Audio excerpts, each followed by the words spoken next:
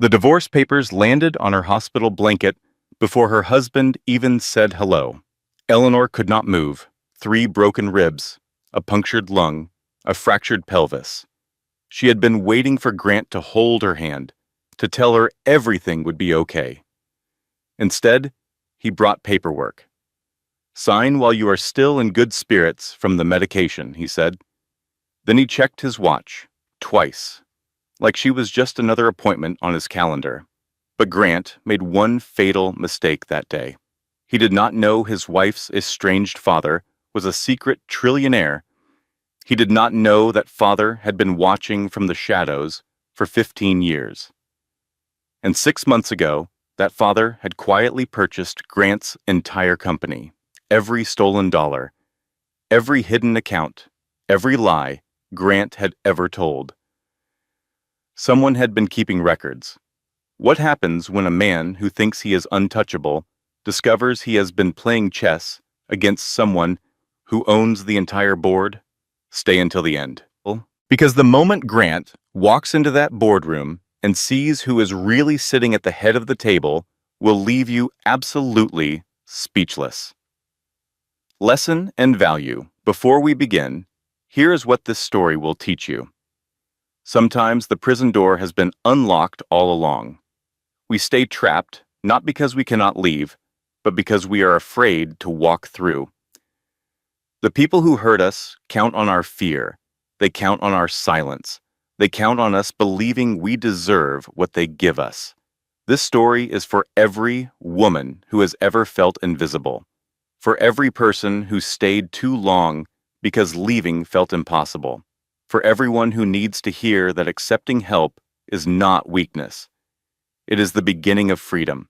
The divorce papers landed on her hospital blanket before her husband even said hello. Eleanor Whitmore could not move. 3 broken ribs, a punctured lung, a fractured pelvis. She had been lying in this hospital bed for 3 days, waiting for Grant to hold her hand, waiting for him to tell her everything would be okay, waiting for the man she had loved for 12 years to show up and be her husband. Instead, he brought paperwork. Grant stood at the foot of her bed in his perfectly pressed Italian suit. His tie was immaculate. His shoes were polished. He looked like he was closing a business deal, not visiting his injured wife. "Sign while you are still in good spirits from the medication," he said. Then he checked his watch, twice, like she was just another appointment on his calendar. But Grant Whitmore made one fatal mistake that day. He did not know his wife's estranged father was a secret trillionaire. He did not know that father had been watching from the shadows for 15 years. And 6 months ago, that father had quietly purchased Grant's entire company, every stolen dollar, every hidden account, every lie Grant had ever told. Someone had been keeping records. What happens when a man who thinks he is untouchable discovers he has been playing chess against someone who owns the entire board? What happens when a woman who lost everything finds the strength to take it all back? This is not just a story about revenge. This is a story about a woman who thought she needed to be saved and discovered she had the power to save herself all along. Stay until the end. Because the moment Grant walks into that boardroom and sees his wife sitting at the head of the table will leave you speechless. The fluorescent lights hummed above Eleanor's bed.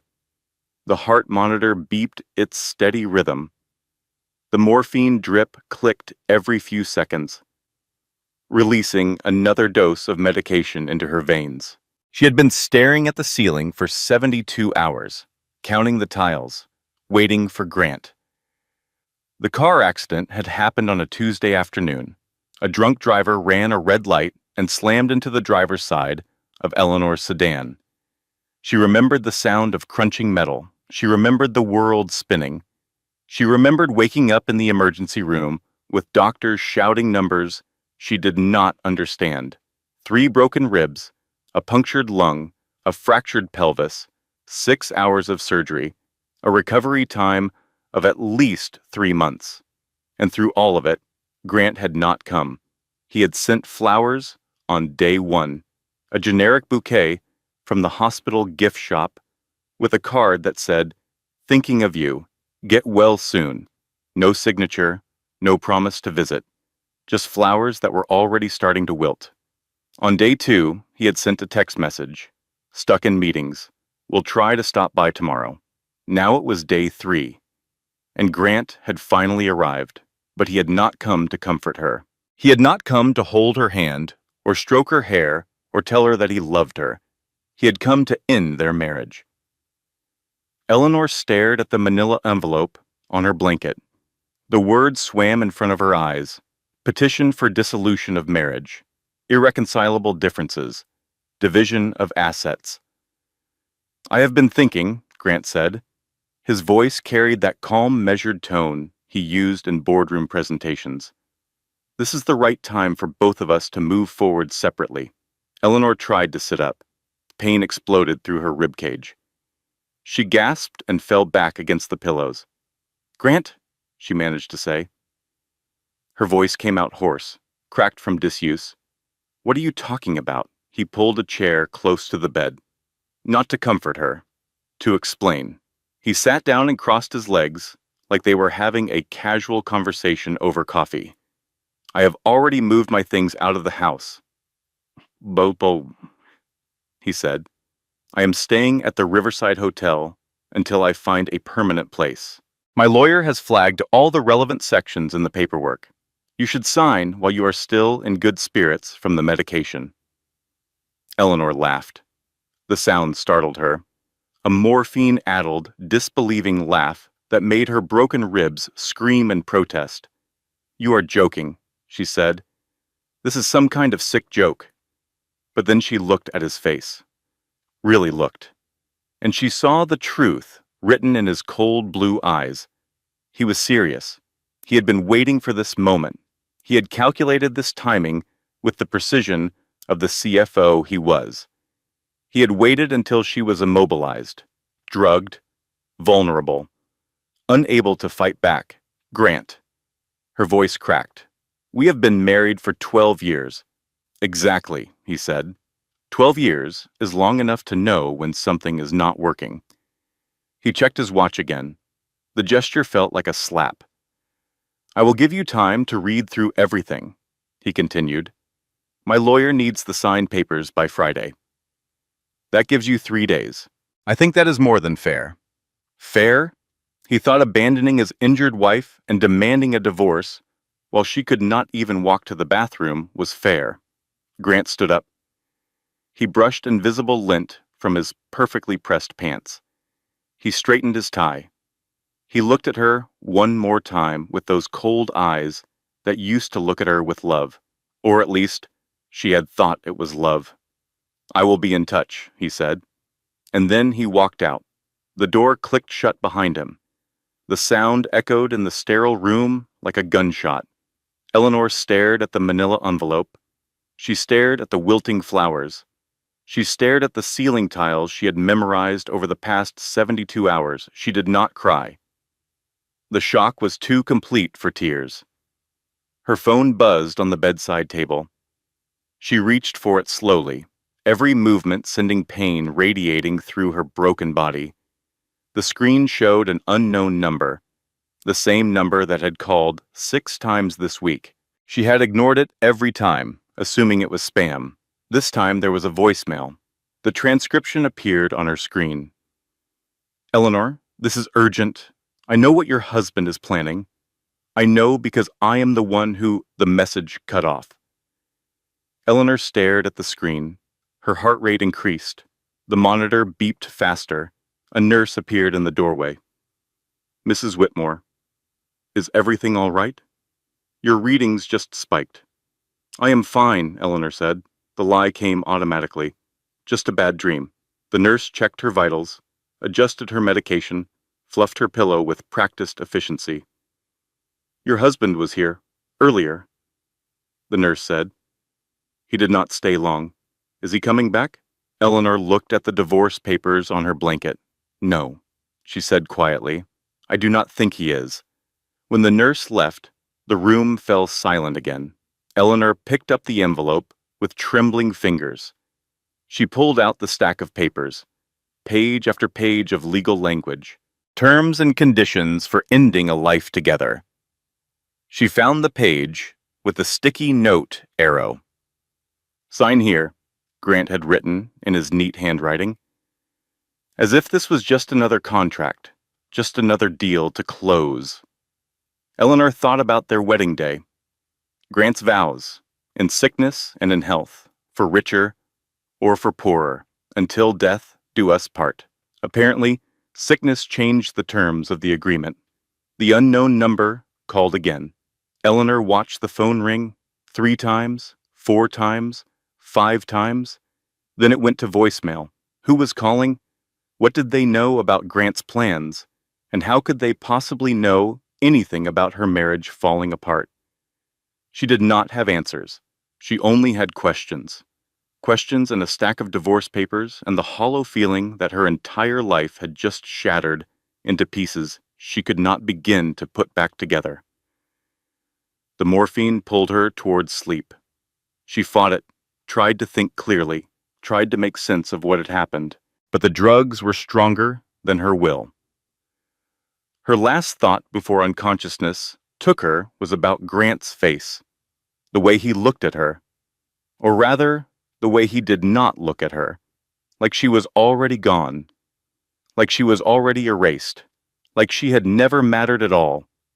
The morning light hurt Eleanor's eyes when she woke.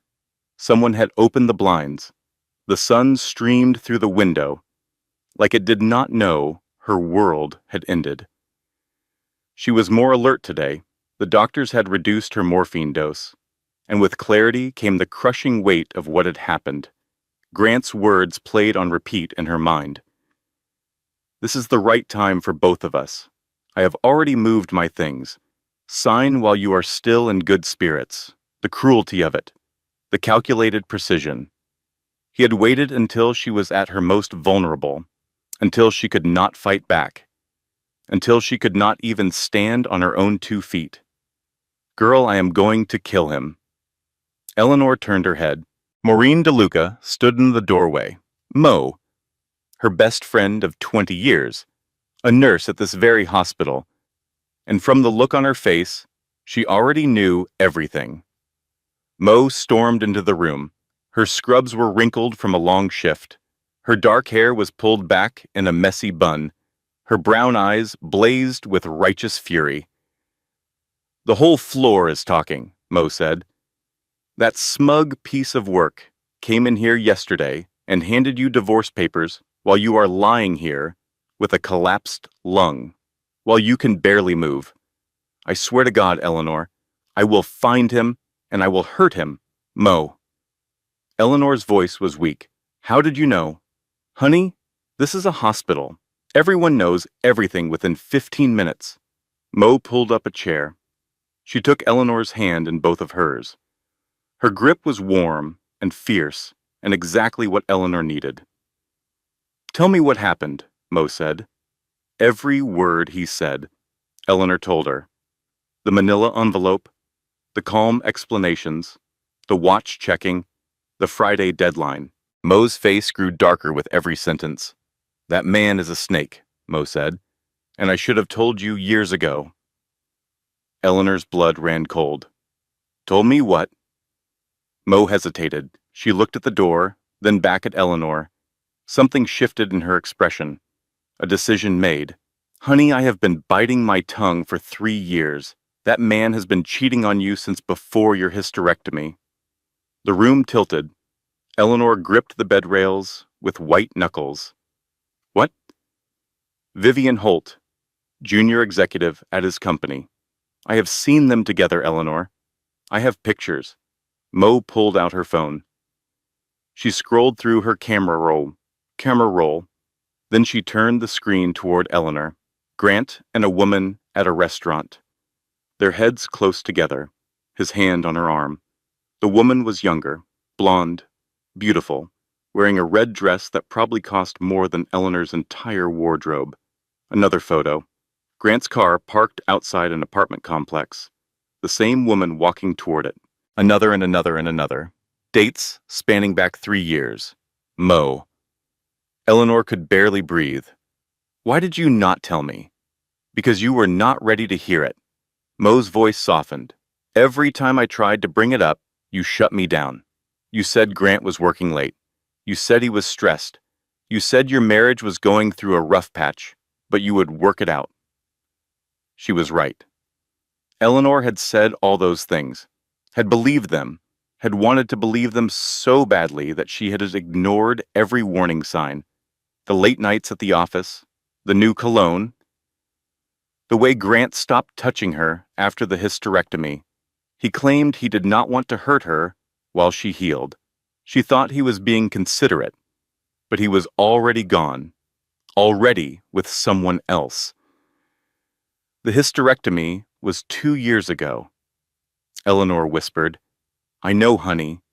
He started pulling away during my recovery. I thought it was me. I thought I was not attractive anymore. I thought... Her voice broke. The tears finally came, hot and angry and humiliating. Mo held her while she cried, did not say anything wise, just held her. When the tears subsided, Eleanor's phone buzzed again, the same unknown number. Mo grabbed it before Eleanor could react. Who is this? Mo demanded into the phone. She is in the hospital, you vulture. Whatever you are selling, she does not want it. Silence. Then Mo's face changed. Her jaw dropped. Hold on, Mo said slowly. She handed the phone to Eleanor.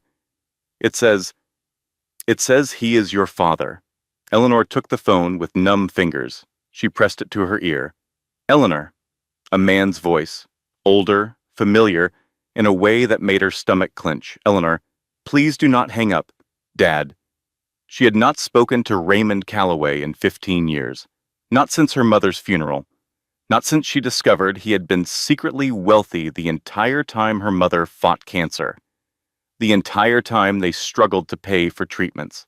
The entire time her mother died slowly because they could not afford the best care. Eleanor had called him a coward, a liar, a fraud. She had sworn never to speak to him again, and yet here he was, calling from an unknown number, calling while she lay broken in a hospital bed. What do you want?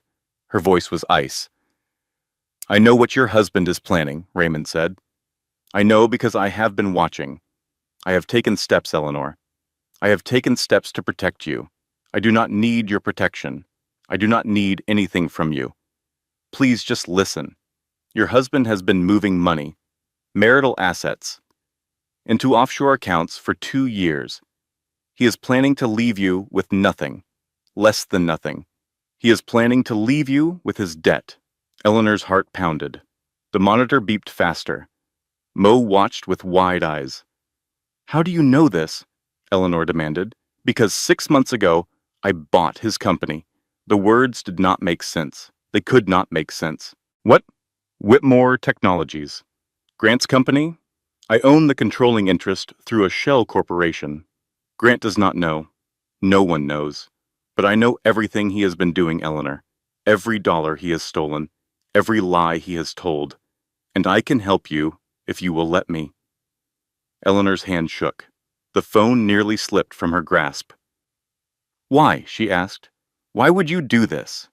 You have not spoken to me in 15 years. You let Mom die. You let her die when you could have saved her. Why would you suddenly care about my marriage? Silence on the other end. Then quietly, I have cancer, Eleanor. Pancreatic. Stage 4. I have perhaps a year, and I did not want to die with you hating me. The phone fell from Eleanor's hand. It clattered onto the hospital blanket. Raymond's voice continued, tiny and distant. Eleanor? Eleanor? Are you there? Mo picked up the phone. She said something Eleanor could not hear. Then she ended the call. What the hell was that? Mo asked. Eleanor stared at the ceiling, at the tiles she had counted last night. Her cheating husband wanted a divorce. Her dying father wanted forgiveness, and she was trapped in a hospital bed, unable to run from either of them. I do not know, she whispered. I do not know anything anymore. The next morning, A man Eleanor did not recognize walked into her hospital room. He wore an expensive gray suit. He carried a leather briefcase, and he introduced himself as Dennis Oakley, attorney at law. "I work for your father," Dennis said. He set the briefcase on the chair Mo had occupied yesterday. "He asked me to bring you some documents and some explanations." Eleanor's first instinct was to throw him out, to scream at him to leave. But something stopped her. Maybe it was the calm way he spoke. Maybe it was the exhaustion weighing her down. Maybe she just needed answers. "Talk," she said. Dennis opened his briefcase. He pulled out a folder thick with papers. "6 months ago, your father acquired a controlling interest in Whitmore Technologies. That is your husband's company. He did this through a shell corporation called Callaway Holdings. The acquisition was entirely legal and entirely secret." "Why?" Eleanor asked. "Why would he buy Grant's company?" "Because 3 years ago, your father hired private investigators to keep an eye on you from a distance. He wanted to know you were safe, that you were happy." Dennis paused. He looked at Eleanor with something like sympathy in his professional eyes. "He discovered you were neither. 3 years. The same amount of time Grant had been having his affair, the same amount of time Eleanor had been telling herself everything was fine. The investigators found evidence of your husband's infidelity," Dennis continued. "They also found evidence of financial misconduct. Your husband has been embezzling from his own company. Small amounts at first, then larger. He has been hiding the money in offshore accounts he set up using your name without your knowledge." Eleanor felt sick.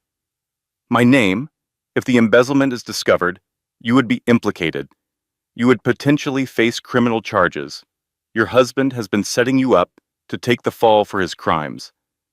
The room spun. Eleanor gripped the bed rails. "That is not possible. Grant would not. He could not." But even as she said the words, she knew they were not true. Grant could. Grant would. Grant had already proven he was capable of anything. Serving divorce papers at her hospital bed was just the latest example. "Your father bought the company to protect you," Dennis said. "He now controls the investigation into the embezzlement. He can ensure the evidence points where it should point. At your husband, not at you." Eleanor's mind raced. She thought about her wedding day, Grant's vows, his promises, the way he looked at her like she was the center of his universe. She remembered their honeymoon in Italy, walking hand in hand through Florence, Grant pointing out architecture and history with the enthusiasm of a little boy. She had fallen deeper in love with him in those 2 weeks than in their entire courtship.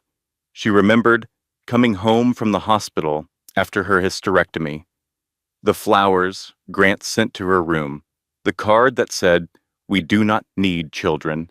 We have each other." She had cried happy tears, but now those memories were tainted. Now she saw them through a different lens. Grant sending flowers because he felt guilty. Grant saying they did not need children because he was already planning to leave. Grant's enthusiasm on their honeymoon masking his true nature. A performance. All of it, a 12-year performance. "Mrs. Whitmore?" Dennis's voice pulled her back. "Are you all right?" "No," she said. "I am not all right. My husband has been cheating on me for 3 years. He has been stealing money and setting me up to take the blame. He served me divorce papers while I can barely breathe. And now you are telling me my estranged father has been watching me this whole time, like some kind of guardian angel. He prefers the term concerned parent. He let my mother die." The words came out harsh, bitter. He was rich. He could have paid for the best doctors, the best treatments. Instead, he hid his money and let her suffer. Dennis was quiet for a moment. Then he said something that surprised her. "Your mother asked him to." Eleanor froze. "What?" "Your mother knew about the money. She knew for years. She made your father promise not to use it on her medical care. She wanted him to save it for you, for your future. That is a lie. It is not. I was there when she made him promise. I have been your father's attorney for 30 years. I watched him tear himself apart honoring her wishes, and I watched him tear himself apart again when you cut him out of your life. Eleanor could not breathe. The monitors beeped faster. A nurse appeared in the doorway. Is everything okay in here? The nurse asked. Your readings just spiked. Fine, Eleanor managed. We are fine. The nurse hesitated, then left. Dennis watched Eleanor with careful eyes. I am not here to ask you to forgive your father, he said. I am here to tell you the truth and to offer you a choice. You can sign your husband's divorce papers and walk away, accept whatever scraps he decides to give you. Or you can fight, with your father's resources behind you. I do not want his resources. I do not want his help. Then what do you want? The question hung in the air. What did she want? She did not know anymore. She had wanted a happy marriage. She had wanted to grow old with Grant. She had wanted children before the doctors took that possibility away. None of those things existed anymore. They had never existed. They were illusions built on Grant's lies. Dennis stood up. He placed a flash drive on her bedside table. This contains everything, he said. Bank records, emails, wire transfers, proof of every dollar your husband has stolen, every account he has hidden, every lie he has told his board of directors. He handed her a business card. Call me when you decide what you want to do. Your father is prepared to help you, but only if you want his help. The choice is entirely yours. He left the room. The door clicked shut behind him. Eleanor stared at the flash drive. Such a small thing. Such enormous implications. She picked up her phone. She scrolled through 3 years of photos. Looking for the truth she had refused to see. There. A company Christmas party. Grant in the background. Turned slightly away from the camera. A blonde woman at his elbow. Vivian Holt. There.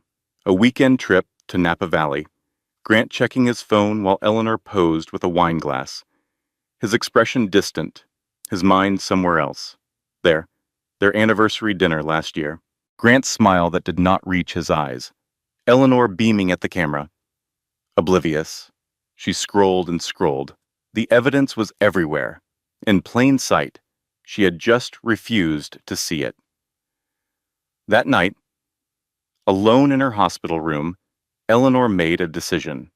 She was not going to sign Grant's papers. She was not going to accept his scraps. She was not going to let him win. For the first time in 3 days, she felt something other than pain and shock. She felt angry. Eleanor discharged herself from the hospital 3 days early, against medical advice, against Mo's loud objections, against every instinct telling her to stay in bed and heal. But she could not heal lying in that room, not staring at those ceiling tiles, not waiting for Grant's lawyers to call with threats and deadlines. She needed to move. She needed to act. She needed to take control of something, even if it was just her own body. Mo helped her into a wheelchair, then into Mo's old Honda Civic. Every movement sent pain radiating through Eleanor's broken ribs. She gritted her teeth and endured it. Where are we going? Mo asked as she started the car. Eleanor gave her an address. A coffee shop downtown. Mo's eyebrows shot up. That is where Vivian Holt goes every morning. Her regular spot. How do you know that? Dennis told me. My father's people have been watching her too. Eleanor? Mo's voice was cautious. Are you sure this is a good idea? Confronting the other woman? I am not confronting her. I am recruiting her. The coffee shop was small and upscale. The kind of place that served $8 lattes and organic pastries. Eleanor sat at a corner table, with her walker beside her. Mo waited in the car, ready to intervene if things went wrong. Vivian Holt walked in at exactly 8:15, blonde, beautiful, younger than Eleanor by 4 years. She wore a tailored dress and carried herself with confidence. She looked like a woman who had everything figured out, until she saw Eleanor. Then her face went pale. Eleanor waved her over. Vivian hesitated at the door. For a moment, Eleanor thought she would run. But then something shifted in her expression. A decision made. She walked to Eleanor's table and sat down. "I was wondering when you would find me," Vivian said. "You were expecting this?" "I was expecting something. Grant's wife showing up at my coffee shop seemed inevitable." Eleanor studied the woman across from her, looking for smugness, for triumph, for the satisfied smile of a mistress who had won. She did not find any of those things. Instead, she saw fear, exhaustion, and something that looked almost like relief. "You are not what I expected," Eleanor said. "Neither are you." Vivian glanced at Eleanor's walker, at the careful way she was sitting. "I heard about your accident and about the divorce papers. Everyone at the company heard. Does everyone also know about your affair with my husband?" Vivian flinched. "Some people suspect." Grant was not exactly subtle. No, he was not. Silence fell between them.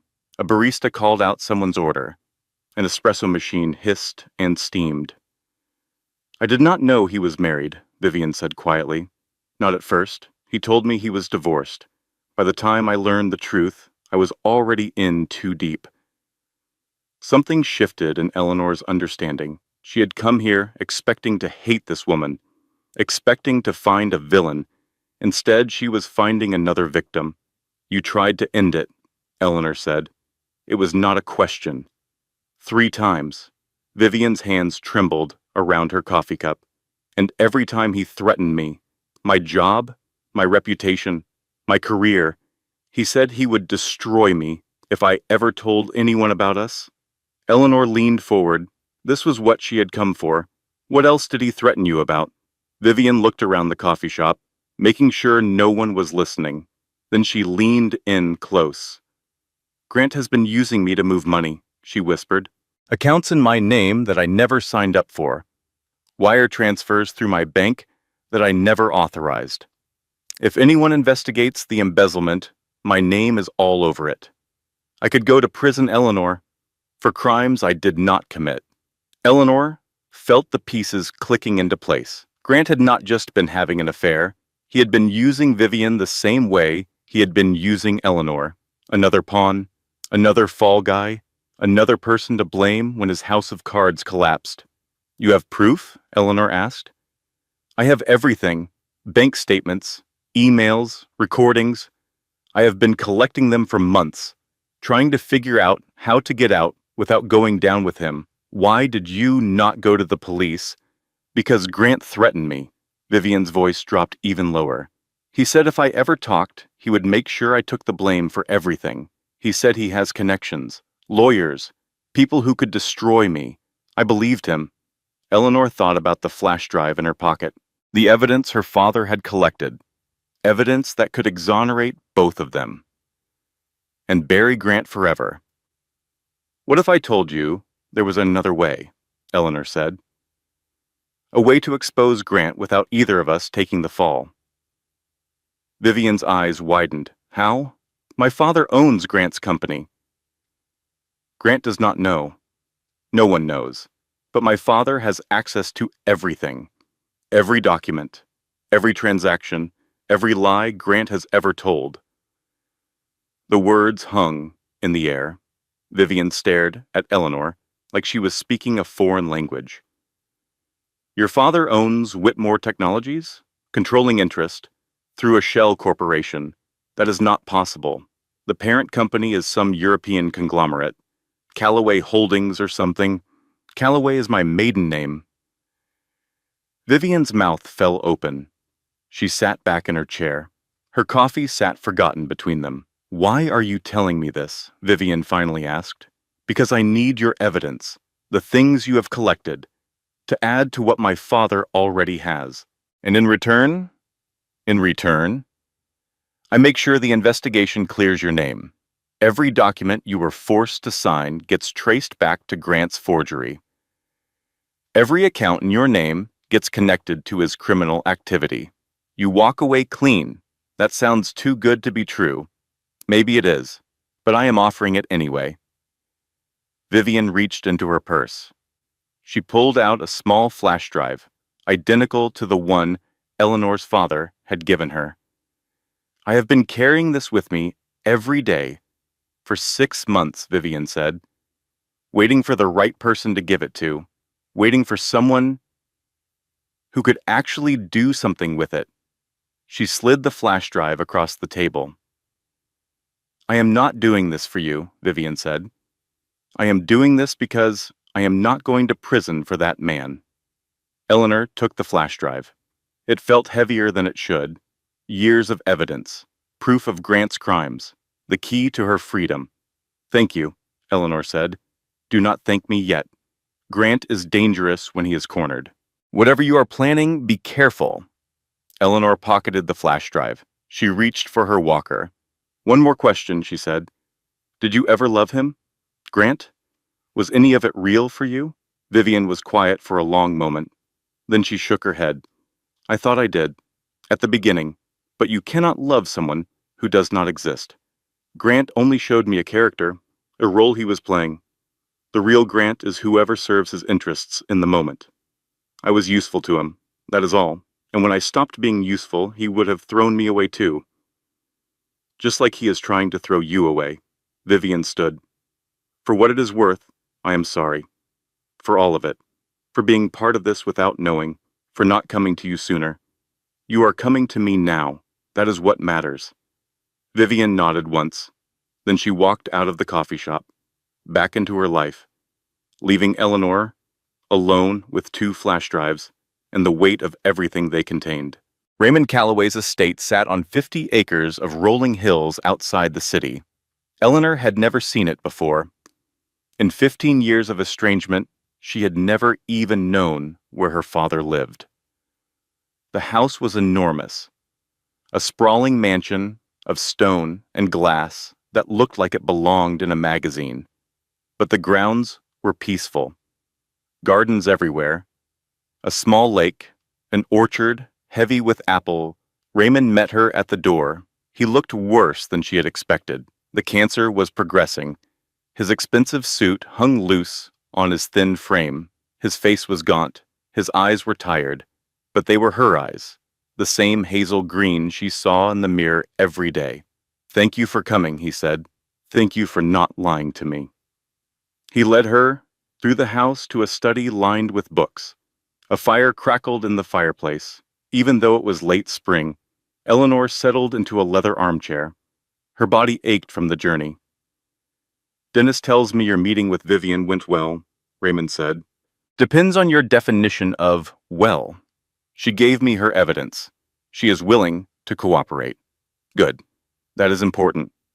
Eleanor studied her father's face, looking for the villain she had created in her mind 15 years ago, looking for the man who let her mother die. She found only a tired old man, a dying man, a man who looked at her with something that might have been hope. I need to know the truth, Eleanor said. About Mom, about all of it. Dennis said she knew about the money, that she made you promise not to use it on her treatment. Is that true? Raymond was quiet for a long moment. He stared into the fire. Yes, he finally said. It is true. Why? Why would she do that? Because she knew where the money came from. He turned to face her. His eyes were wet. I was not always a good man, Eleanor. In my younger years, I did things I am not proud of. Business decisions that hurt people. Competitors I destroyed. Partners I betrayed. Your mother knew all of it. She stayed with me anyway. But she drew the line at using that money to extend her own life. She said it was blood money. That she would rather die than benefit from it. And you just accepted that? You just let her die? What choice did I have? Raymond's voice cracked. She was my wife. She made me promise on everything I held sacred. She made me swear I would honor her wishes. And I did. Even though it destroyed me. Even though I have regretted it every single day since. Eleanor felt tears threatening. She blinked them back. If you want to hate me, you have every right, Raymond continued. I hate myself. I have hated myself for 15 years, but your mother wanted something else from me. She wanted me to watch over you, to protect you from a distance, to only intervene if you truly needed help. He reached into his desk drawer, pulled out a stack of envelopes, old envelopes, yellowed with age, tied together with a faded ribbon. These are her letters, Raymond said. She wrote them for you. Over the years, whenever something important happened, your graduation, your wedding, when you got your promotion at work, she wrote to you even though she knew she would not be there to see any of it. Eleanor took the letters with trembling hands. She asked me to hold them until you were ready, Raymond continued. I have been waiting 15 years to know if it is time. Eleanor untied the ribbon. The first letter was dated 3 months before her mother died. The handwriting was shaky, but unmistakable. My dearest Eleanor, if you are reading this, I am already gone, and I am so sorry, my darling girl. I am sorry for leaving you. I am sorry for the secrets. I am sorry for all the things I could not explain while I was alive. Your father loves you more than you will ever know, more than he knows how to say. He has made mistakes, terrible mistakes. But so have I. We all have. Do not spend your life angry, Eleanor. Do not let bitterness poison the years you have left. Your father needs you. And whether you know it or not, you need him too. I love you. I have always loved you. I will always love you. Be brave, my darling. Be kind. And be happy. Forever yours, Mom. Eleanor could not see through her tears. The words blurred on the page. 15 years of anger. 15 years of silence. And her mother had been asking for reconciliation all along. She wanted us to find our way back to each other, Raymond said quietly. She believed we would, eventually. Eleanor read through the letters one by one, her mother's voice speaking from beyond the grave, wisdom and love and forgiveness flowing through ink and paper. When she finished, hours had passed. The fire had burned down to embers. Raymond sat silently across from her, patient, waiting. I do not know if I can forgive you, Eleanor finally said. Not completely, not yet. I am not asking for forgiveness. What are you asking for? Time. Whatever time I have left. I do not want to die as strangers. Eleanor looked at her dying father, at the man she had hated for 15 years, at the man who had been watching over her all along. I do not want that either, she said. She did not hug him. They were not there yet. But she reached out and took his hand. His grip was weak, fragile, the grip of a man who knew his days were numbered. What do you want to do about Grant? Raymond asked. I want justice, Eleanor said, for both of us, for Vivian, for everyone he has hurt. And if he will not give you justice willingly, then we take it from him. Raymond smiled. It was a sad smile, but there was pride in it too. Your mother would be proud of you, he said. I hope so. Eleanor squeezed his hand. I really hope so. 2 weeks later, Eleanor met Grant for dinner. His choice of restaurant, his choice of time. He thought he was in control. He was not. Eleanor arrived first. She had chosen her outfit carefully. A navy blue dress that made her look confident. Her mother's pearl earrings. Heels that hurt her still healing pelvis. Every piece selected as armor for the battle ahead. She could walk now without the walker. Slowly, painfully, but on her own 2 feet. That mattered. Grant walked in at 7 sharp. He wore his charming smile like a mask. He kissed her cheek like they were old friends catching up. He ordered a bottle of wine without asking what she wanted. He always did that. You look good, Grant said. Much better than when I saw you at the hospital. Thank you. I am healing. I am glad you wanted to meet. I think we should handle this like adults. No drama, no lawyers drawing things out, a clean break. Eleanor sipped her wine. It was a good vintage.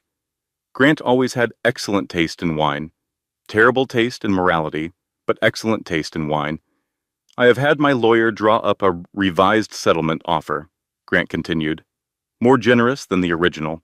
I think you will find it fair. How generous? The house. Your car. Enough to cover your medical expenses. It is more than reasonable, Eleanor. More than reasonable. He was offering her crumbs from a table he had been secretly clearing for years. Offshore accounts, hidden assets, stolen money. And he thought she would be grateful for his generosity. I have been thinking about our marriage, Eleanor said. All 12 years of it. I have been thinking about when you changed. Was it gradual, or was there a moment? I am curious, Grant's smile flickered. This was not the script he had prepared. What do you mean? I mean, when did you decide I was not enough? When did you start planning your exit strategy? When did you start sleeping with Vivian? His face went pale. Just for a second, then the mask slid back into place. Eleanor, I do not know what you have heard, but I have heard everything, Grant. I have seen everything. Photos of you and Vivian. Bank statements from accounts I never knew existed. Emails between you and your lawyer planning how to leave me with nothing. That is not. I have also had some interesting conversations with my father lately. You remember Raymond? You met him at our wedding. He has been so interested in your career recently, especially your work at Whitmore Technologies. Grant set down his wineglass. His hand was shaking. Your father? You have not spoken to him in years. We are reconnecting. He has been very helpful, very informative. Eleanor leaned forward, watching his face, savoring the moment. Did you know he has been tracking your offshore accounts? Every wire transfer, every fake invoice, every dollar you have stolen from your own company. The color drained from Grant's face completely. For the first time since she had known him, he looked genuinely afraid. Eleanor. His voice was tight. Whatever you think you know, I know you have been embezzling for 3 years. I know you have been using my name on fraudulent accounts. I know you plan to leave me, holding the bag, while you ran off with your mistress and your stolen money. That is absurd. You cannot prove any of that. Actually, I can. Vivian was very cooperative. She had quite a collection of evidence. It matches perfectly with what my father's investigators found. Grant's jaw clenched. His charming mask crumbled completely. What do you want? He asked. I want a fair divorce settlement. An accurate accounting of our marital assets. Half of everything. Including the money you hid. And if I refuse? Eleanor smiled. It was not a nice smile. Then my father turns over his evidence to the FBI, and you spend the next 10 to 15 years in federal prison. Your choice, Grant. She stood up.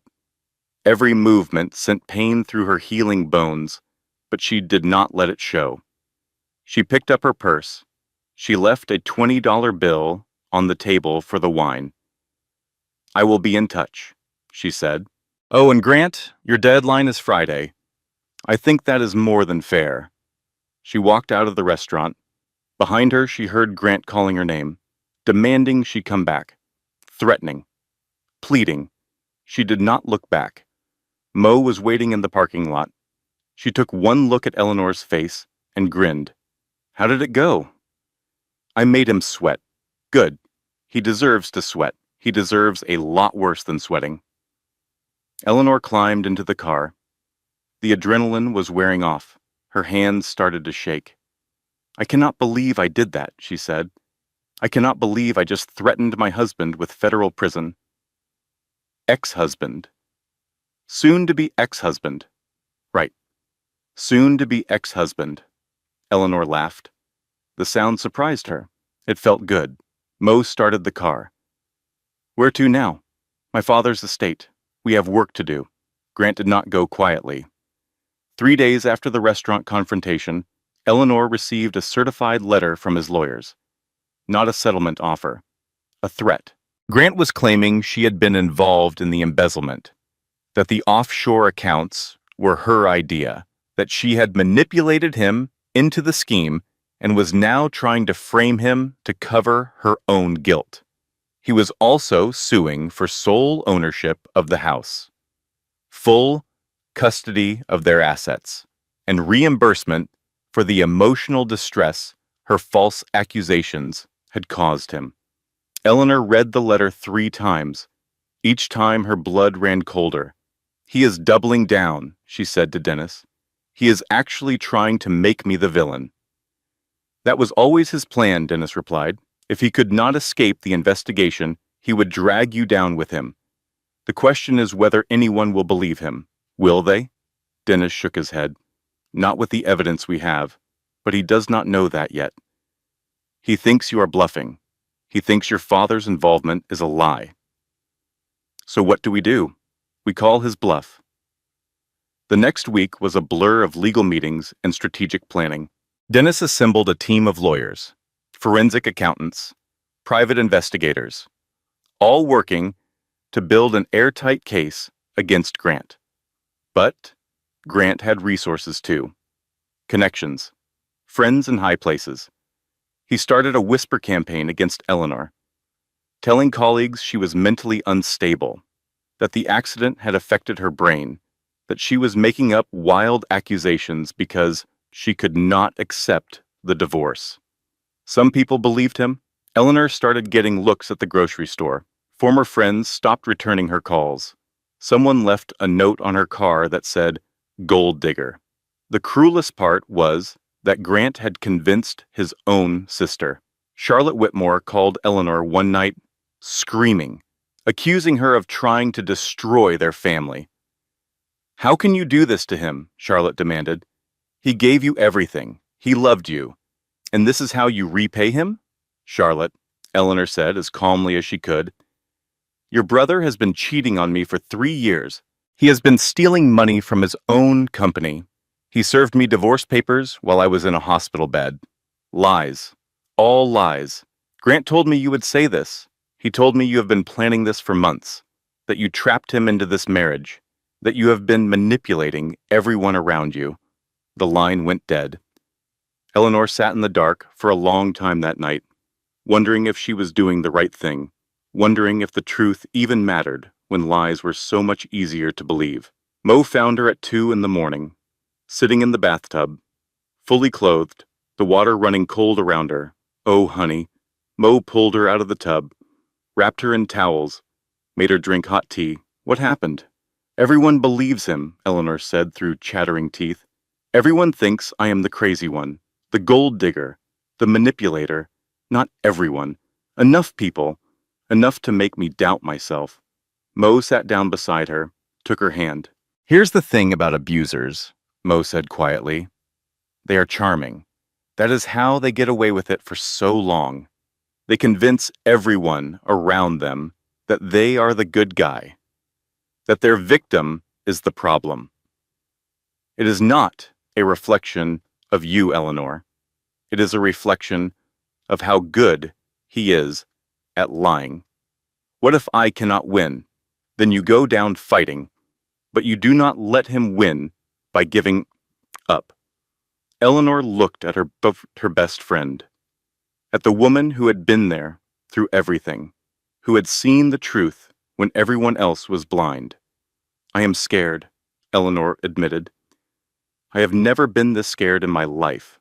"Good. Fear means you understand the stakes, but you are not alone. You have me. You have your father. You have the truth, and the truth matters, Eleanor, even when it feels like it does not." The next morning, Eleanor woke up with a new resolve. She was done playing defense, done waiting for Grant to make the next move. It was time to take the fight to him. 3 weeks later, Grant Whitmore walked into the quarterly board meeting at Whitmore Technologies feeling confident. His numbers looked good. His presentation was polished. The new majority shareholder was finally attending in person, and Grant was ready to impress. He had spent the past month in damage control. Eleanor's threats at the restaurant had scared him at first, but his lawyers assured him she had no real leverage. The offshore accounts were buried deep. The evidence was circumstantial. His whisper campaign was working. Eleanor was bluffing. She had to be bluffing. The boardroom filled with familiar faces. directors Grant had worked with for years, the CFO of the parent company, the legal team, and then two people walked in that Grant did not recognize. The first was a distinguished man in an expensive suit, Dennis Oakley, according to his name tag, general counsel for Callaway Holdings. The second was a woman.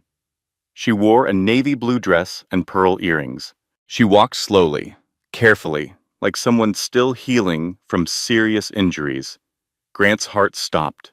"Eleanor, welcome," Grant said. His voice sounded strange in his own ears. "Eleanor, what are you doing here?" Eleanor did not answer. She walked to the head of the table, the seat reserved for the majority shareholder. She sat down. Dennis remained standing. He opened his briefcase. "The agenda has changed," Dennis announced. "Instead of quarterly earnings, we will be reviewing some financial irregularities that have come to our attention, specifically a pattern of embezzlement spanning the past 3 years. Grant's mouth opened. No sound came out. "We have bank records," Dennis continued.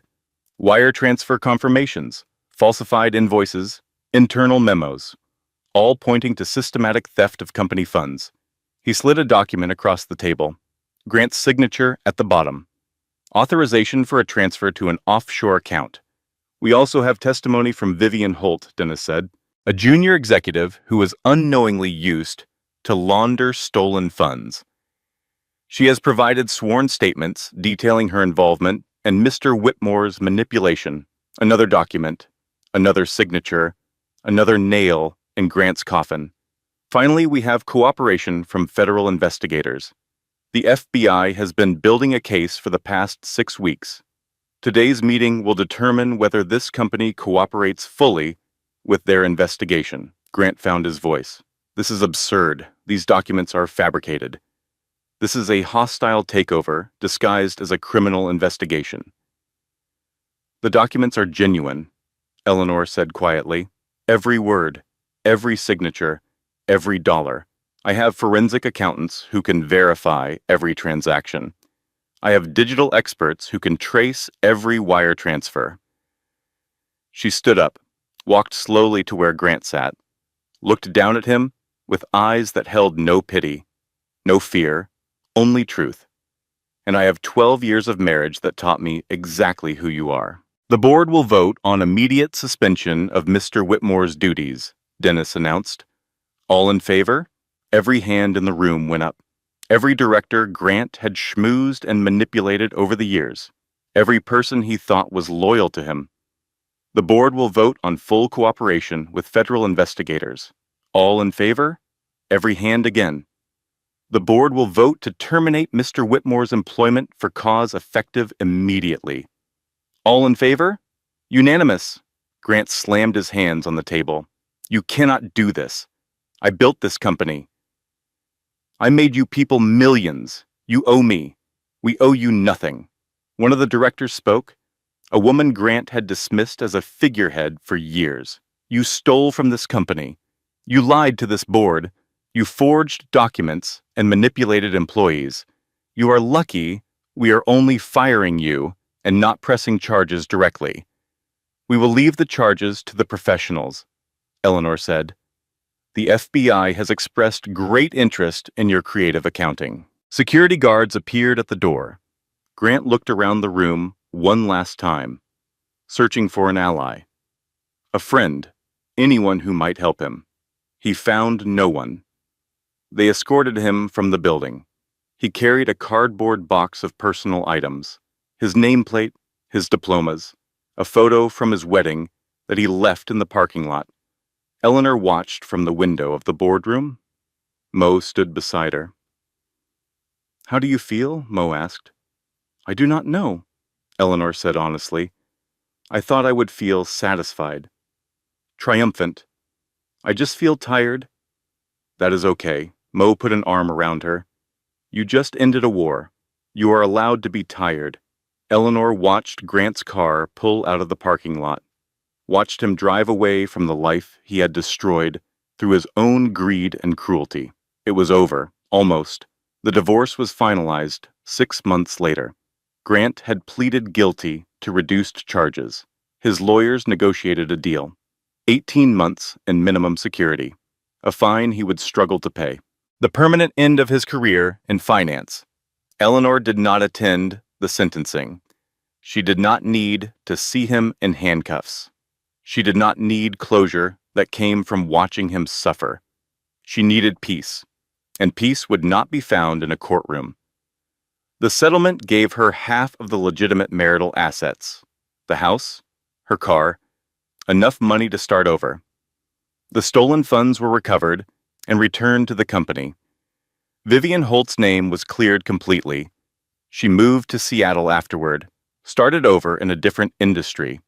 Charlotte Whitmore reached out 2 months after the trial, a tearful voicemail apologizing for everything she had said, begging for forgiveness. Eleanor called her back. They met for coffee. It was awkward at first, painful, but Charlotte was genuinely sorry. She had not known the truth about her brother. She had believed his lies the way everyone believed his lies. They became friends, unlikely friends. But sometimes the people who understood you best were the ones who shared the perpetrator. Raymond's cancer continued to advance, but the relationship between father and daughter continued to grow. Eleanor visited every Sunday. They sat in his study, read her mother's letters together, talked about the past and the future and everything in between.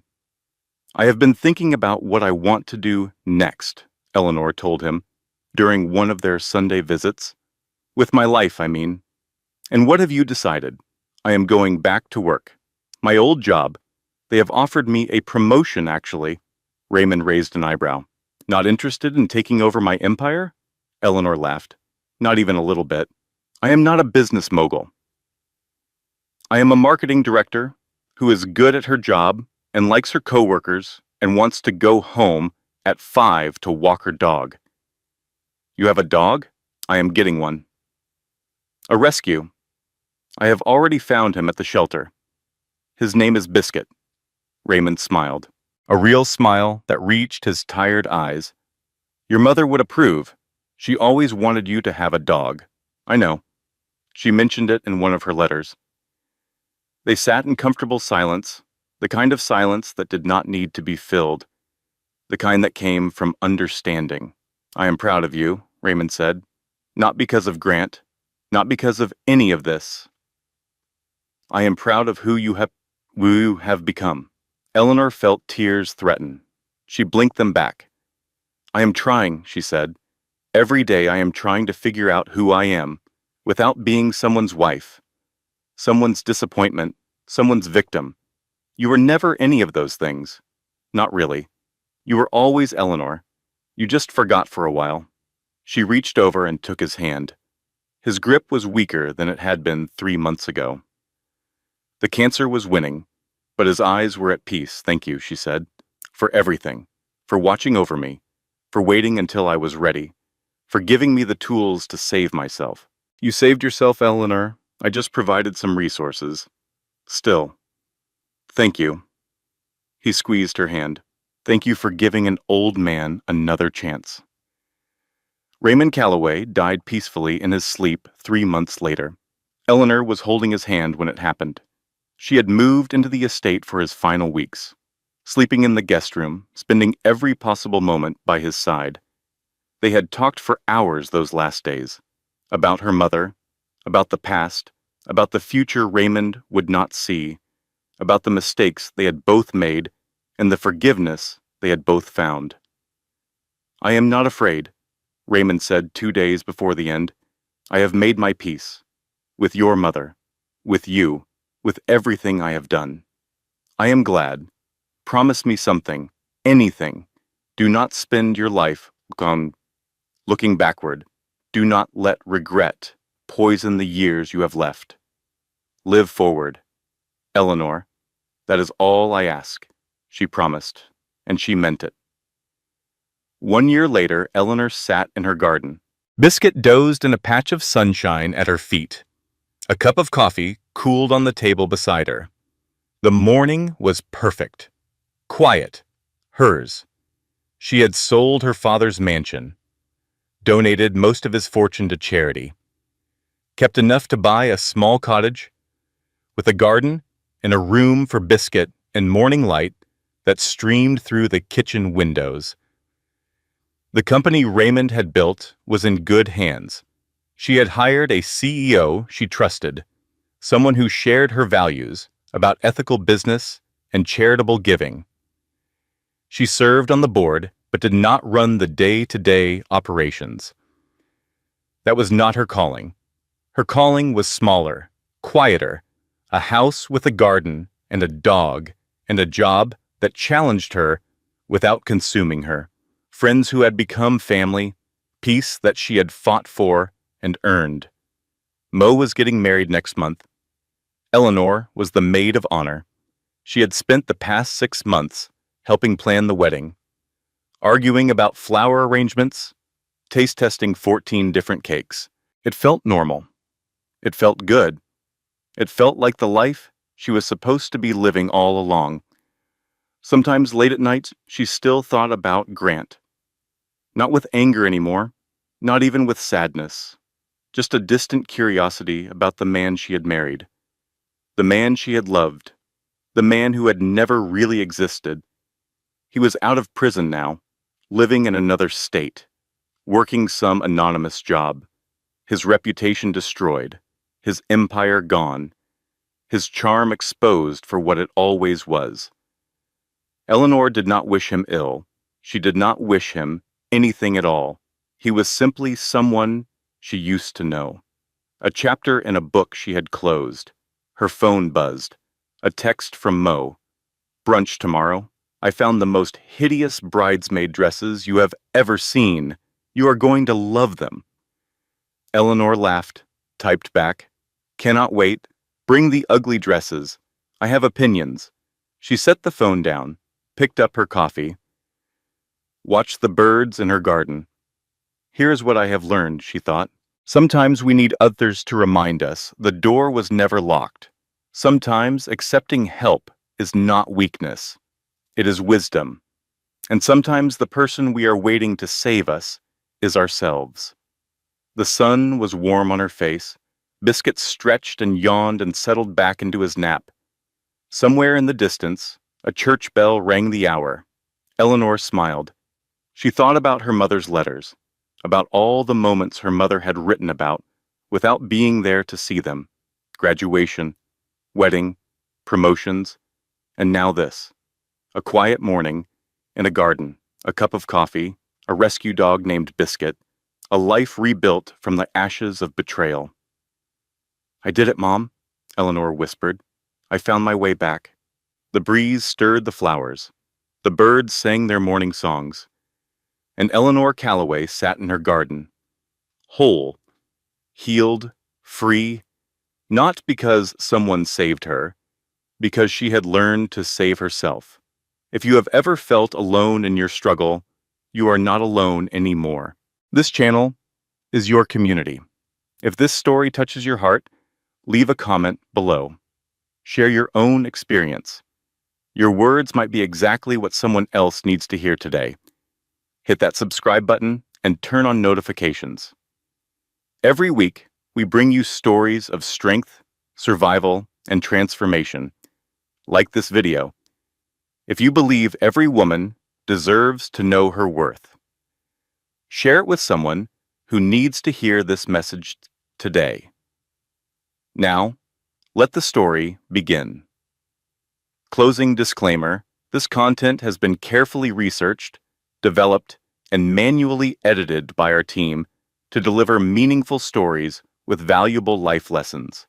Every character, every scene, and every word has been crafted to inspire, empower, and remind you that no matter how dark the chapter, your story is not over.